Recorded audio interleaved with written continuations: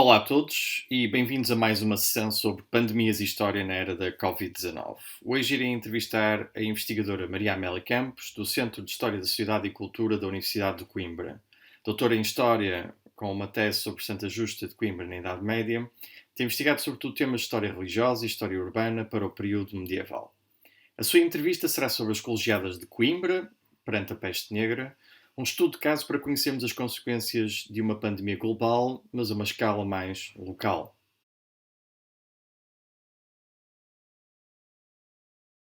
Olá, Amélia. Começo por agradecer a tua disponibilidade para seres entrevistada para esta série de pandemias e história na era da Covid-19. Está tudo bem contigo? Como é que tens vivido estes tempos de quarentena? Olá Flávio, boa tarde. Eu é que agradeço o convite e estou muito contente por poder colaborar com esta tua iniciativa. Ora, eu já vivi já estou em confinamento há cerca de 38 dias, já vivi várias fases nestes dias. Inicialmente fiquei um pouco inquieta e elétrica, sem saber muito bem o que é que eu havia de fazer. Depois, eu na altura estava a lecionar duas disciplinas e tivemos orientações sobre como é que devíamos suprir a falta das aulas presenciais, então fiquei muito atarefada nessas funções mais executivas, portanto a canalizar toda a minha energia para a execução dessas aulas. E nessa altura vivi uma fase de otimismo, achei que isto ia revolucionar um pouco a nossa forma de estar, de nos relacionarmos, de trabalhar. E, entretanto, esse momento de otimismo e euforia inicial tem vindo a esmorecer um pouco e agora estou assim um bocado mais na fase mais de uma certa apatia. Continuo a trabalhar e com otimismo em relação ao trabalho, mas um pouco menos, ou seja, mais habituada a esta situação e um bocadinho mais receosa também com o futuro. Quer dizer que então a utilização de novas tecnologias não tem sido propriamente simples para entrar em contacto com os alunos? Notas que não é tão simples e eficaz como uma aula presencial? O que eu sinto é que nós não podemos substituir o presencial totalmente por este sistema de videoconferência. Ou seja, de facto, de repente todos tivemos que começar a ser professores de ensino à distância e o ensino à distância é mais do que fazer videoconferências com os nossos alunos. Por vários motivos, e isso daria toda uma outra conversa neste momento. Eu, ainda assim, sinto que todos estamos a fazer o melhor e isso continua a dar-me alguma satisfação, ou seja, eu continuo a ter proximidade com os meus alunos, se calhar com alguns que me interpelam mais, que me escrevem mais, até se calhar temos uma relação mais próxima do que quando estávamos presencialmente. Agora, o que eu sinto é que é muito, muito trabalhoso, isso é extraordinário porque estamos em casa o dia todo e eu chego a fazer dias de trabalho quase mais longos do que quando saía. É muito, muito trabalhoso, ninguém estava preparado e portanto foi tudo muito abrupto. E esse choque inicial, no meu caso, deu-me muita, não é bem energia, mas deu muita quase eletricidade, porque eu queria resolver, queria solucionar, queria aprender, mas agora, enfim, já comecei a sentir muito cansaço, todo o cansaço dessa transformação. E também, na verdade, embora eu nunca me entregue ao pessimismo por natureza, mas a verdade é que me sinto um bocadinho, sinto que o futuro, do ponto de vista socioeconómico, aquilo que teremos pela frente vai ser bastante duro e, portanto, é um bocado, por muito que nós nos devamos treinar para viver o presente e resolver os problemas do presente, a verdade é que a sombra do futuro também começa a pesar um bocado e aí um bocadinho daí esse esmorecimento. Ok, mas uma coisa de cada vez, não vamos já sofrer por antecipação. Aquilo que te traz aqui a estas sessões é para falar sobre as colegiadas de Coimbra perante a peste negra, que é um tema que vem da tua investigação já desde há muitos anos e que tem informações muito interessantes para uma pandemia global, mas num estudo um bocadinho mais local. Eu gostaria primeiro que começasses por explicar o que é que são estas colegiadas que nos irá falar hoje, quais é que são as funções religiosas, sociais e económicas que têm, e porque é que é importante nós conhecermos o impacto que uma pandemia medieval teve nestas instituições. Então, estas colegiadas de Coimbra de que eu falarei são, no fundo, igrejas paroquiais que têm um colégio ou um cabido de eclesiásticos, ou seja, mais do que um prior, que é o chefe da igreja e tem, normalmente no caso de Coimbra, é sempre o prior que tem a cura das almas, ou seja, a obrigação de prestar o serviço religioso à paróquia, porque estas igrejas colegiadas de Coimbra são também sedes paroquiais, portanto, para além de um prior, tem também outros eclesiásticos que recebem um benefício na mesma igreja, em troca de aí prestarem diariamente o seu serviço religioso no ofício do corpo, por exemplo, o ofício das horas canónicas, estarem presentes. Todas estas igrejas celebram pelo menos uma missa diária, mas podem celebrar mais. Portanto, têm um culto semanal e depois, claro, especialmente mais especial nos dias de festas e, portanto, esse culto é celebrado por um prior e depois por um conjunto de outros eclesiásticos que podem ter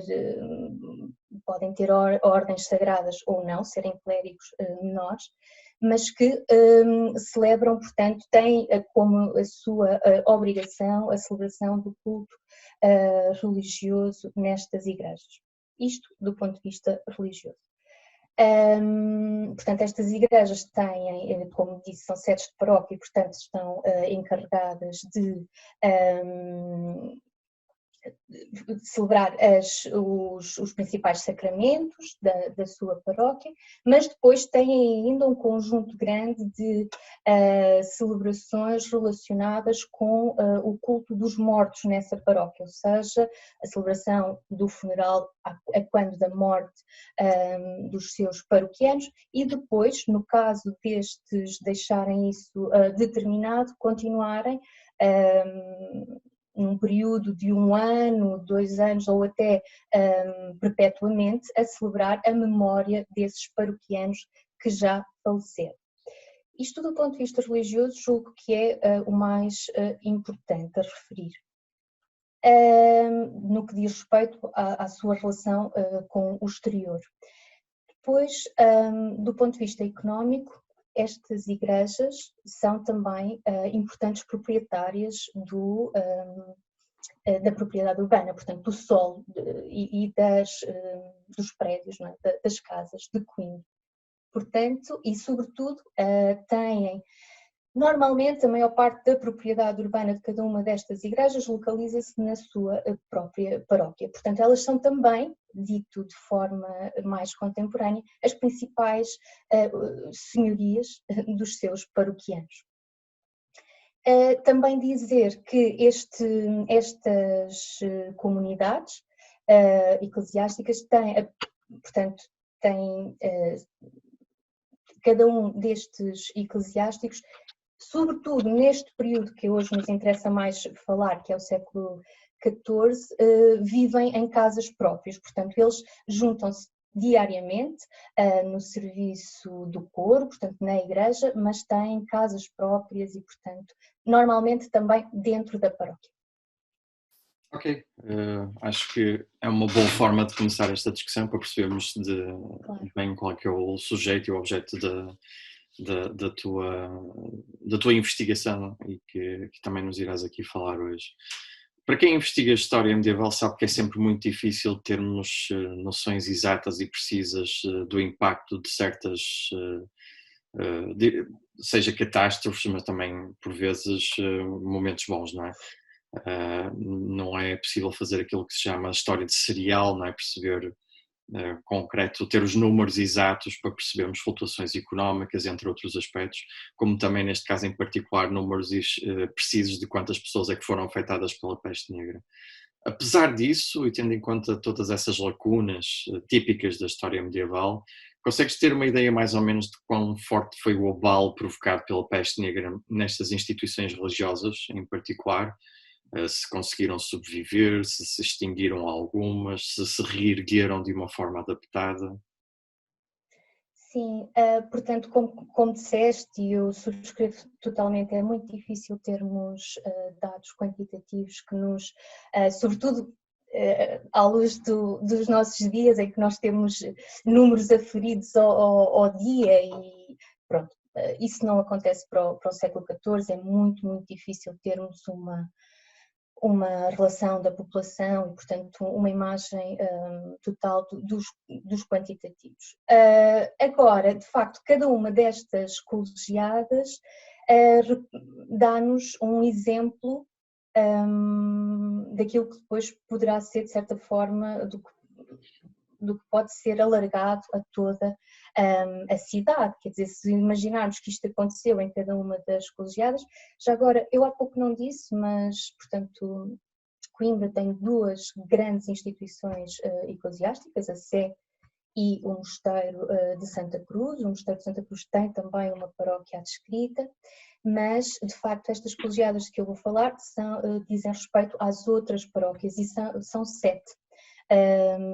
Portanto, 3 funcionam no arrabal da cidade, nos subúrbios, São Bartolomeu, Santiago e Santa Justa, e depois temos outras 4 na Almedina de Coimbra, ou seja, na cidade muralhada. São Cristóvão, São João da Almedina, São Salvador e São Pedro. Ora, o que nós podemos, eu não tenho esses dados para as 7 colegiadas, mas o que se percebe é que quase todas elas mudam, pelo menos de prior, no final do ano de 1348. Nós sabemos que em Coimbra o mês mais duro, mais negro desta peste é o mês de novembro. E de facto, outubro, novembro. E de facto nós encontramos, por exemplo, em Santa Justa, que é a colegiada que eu conheço melhor, estamos a falar de colegiadas que nós sabemos que São Bartolomeu tem, desde o início do século XIII, 12 benefícios mais o prior, portanto estamos a falar de colegiadas com 13 elementos, que é, de resto, o número do Colégio Apostólico, e portanto é um número simbólico na ideologia cristã. Sabemos, para o caso de Santa Justa, por exemplo, eu só sei que é essa a composição da colegiada já no século XVI, mas tudo leva a crer que este seria um modelo seguido por quase todas as colegiadas da cidade. Portanto, estamos a falar, mesmo que estes benefícios não estivessem todos ocupados permanentemente, porque há muita variação e há muitos cargos vacantes, mas estamos a falar de colegiadas que teriam cerca de 10 elementos, em média, mais ou menos. Ora, em 13 de novembro de 1348 nós temos a colegiada, temos um documento, é o único assim tão preciso, mas temos um documento em que 2 raçoeiros de Santa Justa, raçoeiros são os beneficiados de Santa Justa, juntamente com outro elemento, nomeiam, dentre eles os 3, um prior, dizendo que o anterior tinha acabado de receber sepultura eclesiástica. Estes 2 raçoeiros, que terão morrido também, porque depois não os conhecemos, não os continuamos a acompanhar, pelo menos em 1350 já não estão. Estes 2 raçoeiros, portanto, estes 3 elementos são os únicos que se juntam neste dia para nomear de entre eles um novo prior. É interessante, porém, eu por acaso fui revisitar o documento temos 5 testemunhas, portanto, apesar de haver uma pestilência, como se diz na Idade Média, a graçar pela cidade, a verdade é que aquele documento ainda assim reúne, para além dos 3 eclesiásticos, mais 5 testemunhas leigas e um tabelião que dá, portanto, registra e autentica o documento sem problema.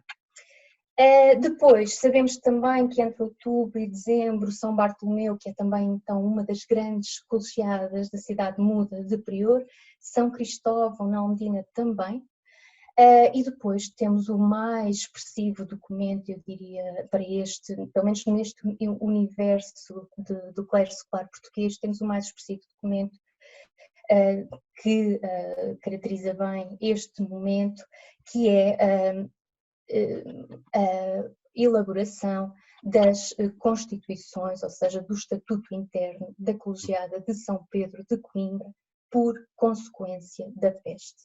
E então eu tinha aqui o documento para partilhar contigo. E portanto, é uma fotografia a preto e branco, não é o mais bonito, mas já dá-nos assim uma imagem. Ótimo. E consegues ver bem? Consigo. Então, este documento, nós não sabemos com precisão, sabemos que foi registado a seguir à peste negra. Queres só explicar qual é que é a origem do documento, onde é que ele está, em que arquivo? Sim, claro. Portanto, isto é uma digitalização do microfilme do livro 4 da colegiada, do acervo da colegiada de São Pedro de Coimbra, conservado no Arquivo Nacional da Torre do Tombo. Sim. Ótimo. E então, eu ia ler mesmo o início, em que, portanto, se diz assim: Constituições de São Pedro. Em nome de Deus, amém, porque no ano da era de 1386 anos, veio a pestilência e a mortandade de dor de levádigas. Estas levádigas são os tais bubões e tumores per todo o mundo, tão grande que não ficou uma dízima dos homens e mulheres que então aí havia.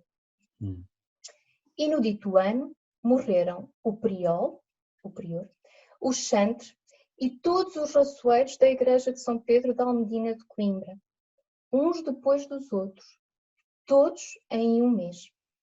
E nós, Pedro Anos prior e Lourenço Afonso chantre, e Lourenço Anos e Lourenço Domingos raçoeiros da dita igreja, fomos todos aí criados e beneficiados novamente e no dito mês, uns depois dos outros, e não sabíamos o costume da dita igreja, nem como se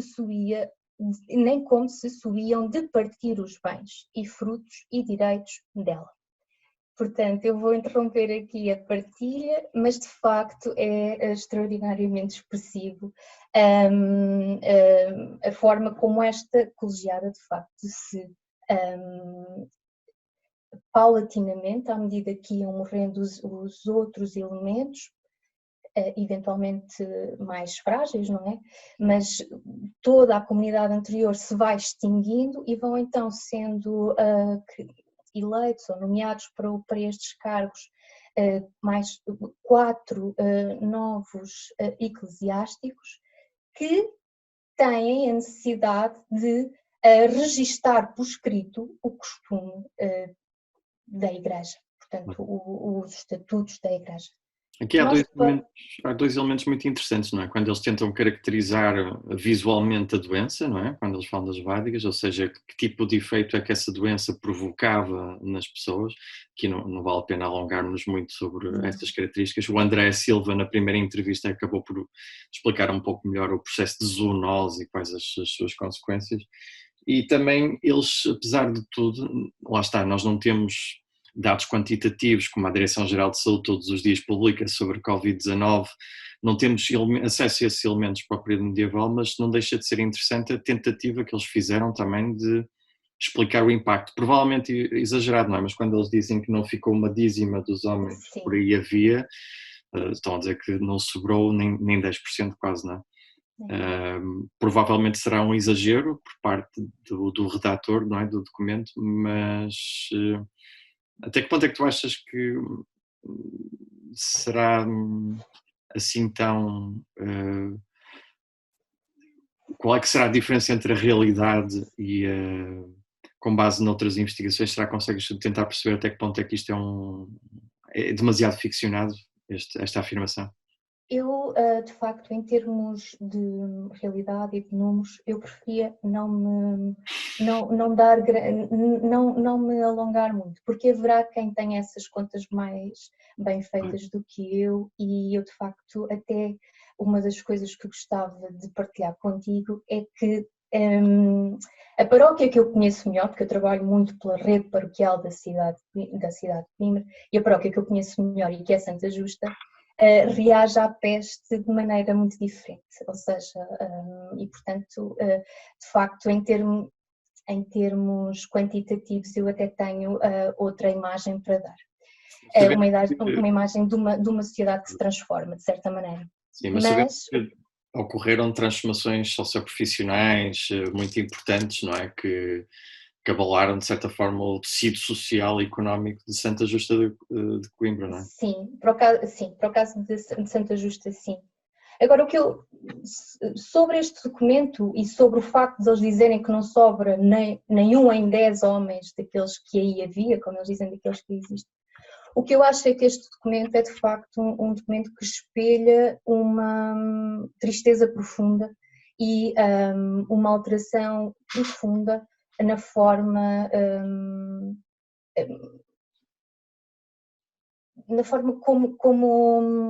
como estes homens encaram a comunidade e até o seu serviço religioso.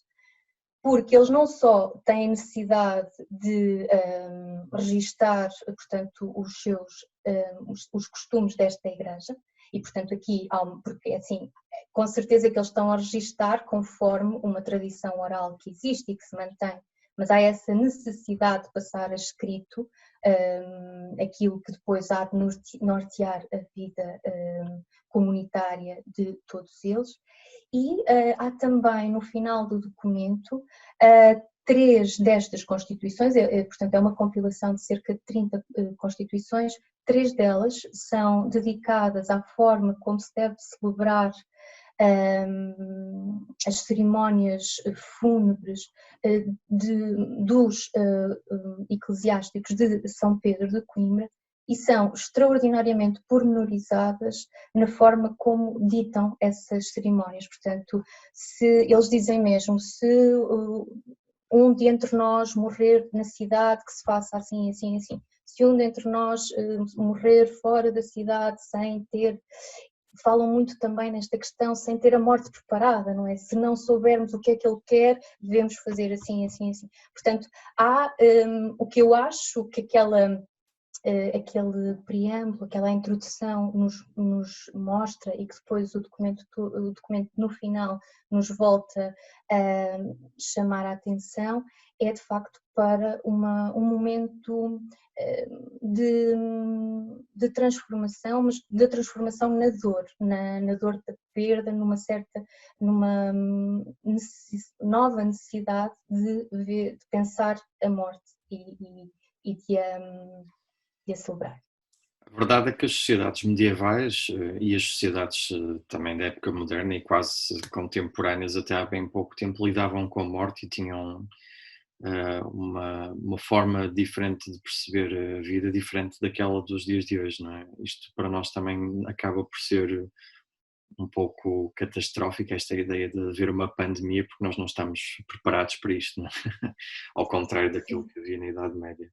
E no caso medieval, nós sabemos que há essa relação com a morte existe antes, ou seja, de se quem pode e quem tem recursos para o fazer procura nunca morrer sem um testamento feito, sem ter bem determinado como é que quer que a sua alma seja e a sua memória sejam celebradas daí para a frente. O que eu acho que a partir de 1348 é muito evidente é que passa a haver uma preocupação muito grande com o registro escrito e com a conservação desse registro. E os nossos arquivos mostram isso, porque os nossos arquivos, a partir de 1348, o número de testamentos sobe. E eu não sei se é porque eles são produzidos em maior quantidade, se é porque há uma maior preocupação em conservá-los. E isso também é muito expressivo deste momento grande de mortandade, como eles dizem. Claro, claro, claro. Isso é muito interessante e aposto que não sei se hoje em dia irá acontecer a mesma coisa, as pessoas começarão a preparar os seus testamentos perante estas pandemias, mas não deixa de ser um elemento muito, muito útil de perceber. A próxima pergunta que eu tenho para ti é um pouco diferente. Aquilo que nós assistimos desde o início desta pandemia, em particular em Portugal, é que se fechou tudo, não é? Quando se iniciou este confinamento obrigatório, as pessoas fecharam-se em casa, não é? E as instituições religiosas que em tempos permitiam dar um acesso de conforto e de fé também se encontram encerradas, não é? Nós vimos ainda agora o Papa Francisco na sua basílica sozinho nas celebrações da Páscoa. Isto está a provocar obviamente abalos muito fortes também nas instituições religiosas, e tenho a certeza que muito provavelmente também o foi durante o período medieval, quando estavam a lidar com a peste negra. Observando estas transformações, que ideia que tu tens sobre a forma como as pandemias provocam abalos na fé e a forma como as instituições religiosas procuram ultrapassar e sobreviver a esses mesmos desafios? Pois, eu acho que hoje em dia, quer dizer, eu acho que não podemos fazer paralelismos em termos de vivência da fé, porque a vivência da fé contemporânea para já há vários tipos de fés, ou seja, umas mais informadas, outras menos informadas, mas a verdade é que há muitas gerações que a fé convive com a medicina, não é? É um bocado. E se nós virmos bem, às vezes são as pessoas mais próximas, eu pelo menos conheço vários casos, às vezes as pessoas mais próximas da igreja, mais devotas, são também as primeiras a encher a sala de espera nos médicos de família, portanto, hoje em dia, de facto, eu acho que nós já não pomos tanto o peso daquilo que nos vai acontecer, o peso do nosso destino, do nosso futuro, da nossa saúde nas questões da fé. É um bocado aquela frase do se correr bem foi graças a Deus, se correr mal a culpa é do médico. Acho que já vivemos esses tempos há algumas gerações. De qualquer maneira, para mim, que estudo a igreja e que até sou, de facto, católica e pratico, foi muito impressionante a forma como fiquei até bastante bem impressionada, a forma como o Vaticano aderiu de imediato às medidas de confinamento e até deu essas diretrizes, tanto que em Portugal, enfim, em Portugal no geral as paróquias também se fecharam e os locais de culto também se fecharam. Agora, o que me parece quando olho para as notícias é que se na Idade Média havia, apesar da Igreja de Roma enviar diretrizes para toda a cristandade e elas serem mais ou menos obedecidas, mas nós sabermos que havia sempre espaço para divergências, para divergências no culto, para diferenças, enfim, na forma como se observavam essas normativas. A verdade é que não estamos assim tão longe, em alguns casos, dessa situação, porque é interessante que nós sabemos que na América a pandemia chegou mais tarde, não é? No continente americano, e eu fiquei muito impressionada porque tínhamos acabado de assistir àquela cerimónia do Papa Francisco sozinho na Praça de São Pedro, e 1 ou 2 semanas depois o governador de Caracas abriu uma exceção às medidas de isolamento obrigatório para se fazer uma grande procissão na cidade, porque eu julgo que foi o arcebispo, agora tenho medo de me estar a enganar na dignidade, mas o arcebispo pediu, porque era precisamente para afugentar o vírus ou o risco de contágio. E fiquei muito impressionada, porque pensei, quer dizer, era uma alta dignidade, não era o pároco enfim. E há pouco tempo também nas celebrações do domingo de Páscoa, nós vimos que mesmo em Portugal houve, lá está, párocos que foram contra o que tinha sido determinado. Portanto, agora, o que eu acho é, para fazer o paralelismo, que eu acho que é bastante difícil, em relação à peste negra, o que nós vemos é de facto diferenças na forma como se manda celebrar a memória dos defuntos a partir desse momento de mortalidade. Felizmente, hoje em dia, eu acho que nós não nos vamos deparar com alterações muito profundas na vivência da fé, na medida em que também não temos assim o risco, a mortalidade não vai ser tão expressiva, portanto eu acho que as alterações vão ser a outro nível. Acho que temos que ter eu não sei ainda projetar ou o que é que se vai alterar daqui para a frente a esse nível, até porque eu acho que estamos perante formas de viver a fé muito diferentes, sobretudo nas nossas sociedades mais desenvolvidas e mais informadas. Ok, obrigado. Tenho uma última pergunta para ti. Vamos recuar ao início desta entrevista, aliás, o momento mesmo antes de te fazer a primeira questão, quando estavas a dizer que por norma és uma pessoa otimista, mas estavas a ser inundada por um certo pessimismo em relação à situação que se vive neste momento em Portugal e no mundo e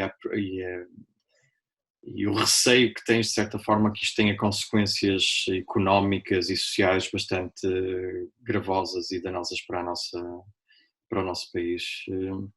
Apesar disso, desses receios, não consegues vislumbrar algum tipo de oportunidade para o nosso futuro após a saída da crise? Porque um dos objetivos também desta iniciativa das pandemias e história na era da Covid-19 é explicar que ao longo da história da humanidade nós já tivemos imensas crises e imensas pandemias que provocaram um número de infectados muito superior, provocaram um número de mortos na casa dos milhões, dezenas de milhões, também muito elevado, porque os acessos à saúde, os acessos aos hospitais, o nível de desenvolvimento da medicina é muito diferente.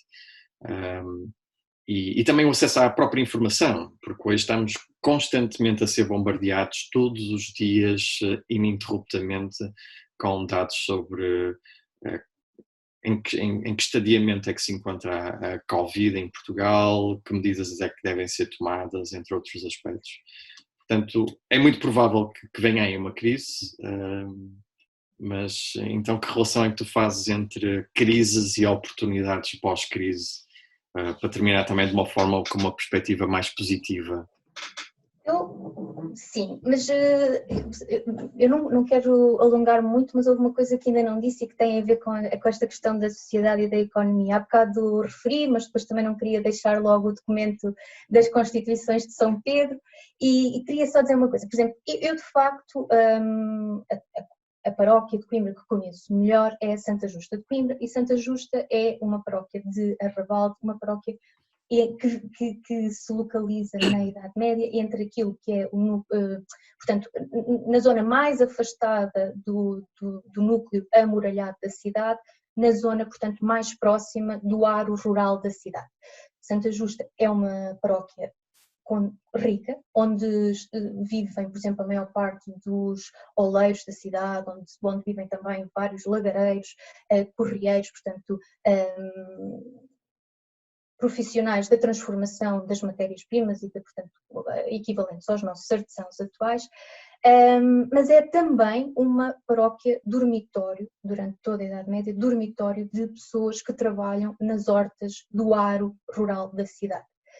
E o que é que nós vemos a seguir a 1348? Vemos que Santa Justa não dá evidências de decréscimo demográfico, dá evidências claras de uma transformação social. Ou seja, a partir de 1354 eu começo a identificar, não quer dizer que eles não estivessem lá antes, mas surgem na documentação, a partir de 1354 começam a surgir homens que virão, enfim, constituirão família naturalmente, mas que são designados os homens de serviço, assim, de forma bastante genérica. E que a doutora Maria Helena da Cruz Coelho, já na sua tese sobre o Baixo Mondego, tinha identificado também para essa altura, e ela propõe, e de facto é o que me parece, com o meu estudo mais concreto naquela paróquia, é o que parece, tratam-se de homens que de facto vendem a sua força laboral, a sua mão de obra na cidade, um pouco de forma pouco especializada, não é?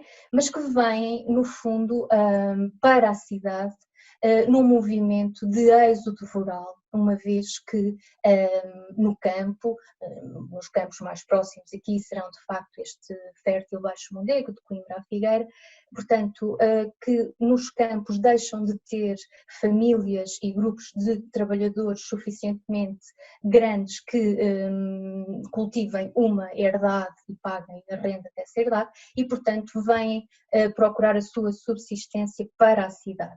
E são eles, de facto, que animam depois, então, a partir daí, são um grupo muito expressivo do ponto de vista quantitativo da população da paróquia de Santa Justa, e são eles que vão animar Santa Justa até ao final da Idade Média, dizendo assim de forma genérica.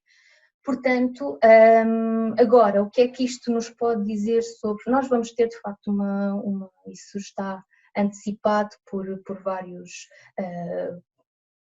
economistas, politólogos, tudo isso, vários comentadores, estamos na véspera de uma crise grande.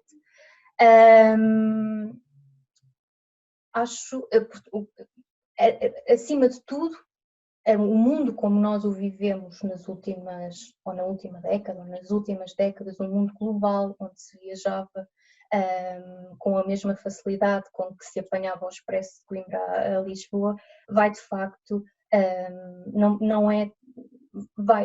vai sofrer alterações. Não sei, eu acho que nos vamos reinventar em tudo isto. Eu acho que logo desde a forma como vemos que uma grande parte dos serviços continuam a funcionar neste momento de confinamento, parece-me a mim, dá-nos perspectivas positivas sobre aquilo que pode ser também o reinventarmos nos nossos próprios trabalhos. Provavelmente esta situação dará também lugar a novas profissões, talvez, que apoiem um bocado esta nova organização. E eu também ainda gosto de acreditar que paulatinamente, devagarinho, nós vamos retomar a nossa normalidade e vamos voltar a poder viajar quase ao ritmo com que viajávamos antigamente. Ainda também retomando a questão da fé, se vires, na Idade Média estes momentos de pestilência eram também muito vistos como um castigo. Às vezes castigos que tinham que ser explicados de qualquer forma e logo vinha o bode expiatório, até às vezes são estes momentos de crise que criam processos de violência, por exemplo, contra as minorias religiosas, portanto naquela noção de que tem que se expiar o pecado que originou o castigo. É interessante que, por exemplo, na atualidade, e na minha opinião não é completamente sem razão, mas criou-se um bocadinho esta ideia do castigo, mas o castigo da Mãe Natureza, que está a infringir-nos esta pena do vírus para nos castigar contra os abusos que nós todos os dias cometemos. Ora, sendo certo que a pobreza dos ecossistemas atuais facilita a dispersão do vírus e a sua propagação à velocidade que temos observado, a verdade é que também não é totalmente assim, quer dizer, há outros elementos e durante toda a história houve novos vírus e novas bactérias que provocaram esta instabilidade. Mas também a esse nível eu acho engraçado, porque como te digo, é uma substituição das fés, dos tipos de fés que nós vamos tendo. E aí eu sou um bocadinho, quer dizer, eu gostava de, realisticamente eu acho que assim que se possa voltar a poluir aos níveis que se poluía em novembro, rapidamente voltaremos aí, porque de facto a economia fala sempre mais alto, mas o meu lado mais otimista gosta de acreditar que não, que nós vamos ser mais ponderados e que, por exemplo, seria interessante que também desacelerássemos um bocadinho, porque eu acho que também nós estávamos a chegar a uns níveis de velocidade, a velocidade com que às vezes nos eram encomendados serviços, pedidas soluções, portanto isto aos vários níveis da sociedade e das várias profissões, eu acho que seria muito bom se conseguíssemos desacelerar um pouco, seria bom para a natureza, mas também seria bom para nós, seres humanos. Esta também necessidade de nos fecharmos em nossa casa, de nos fecharmos connosco, também é interessante, porque às vezes nós andamos vivemos muita vida na resposta ao outro, na resposta, e não pensamos, não é? Não temos este momento de recolhimento individual. Mas por outro lado, houve uma altura que se pensou assim, mas é engraçado porque no momento em que se acusa a humanidade de ser tão egoísta, obrigamos as pessoas a afastarem-se do outro.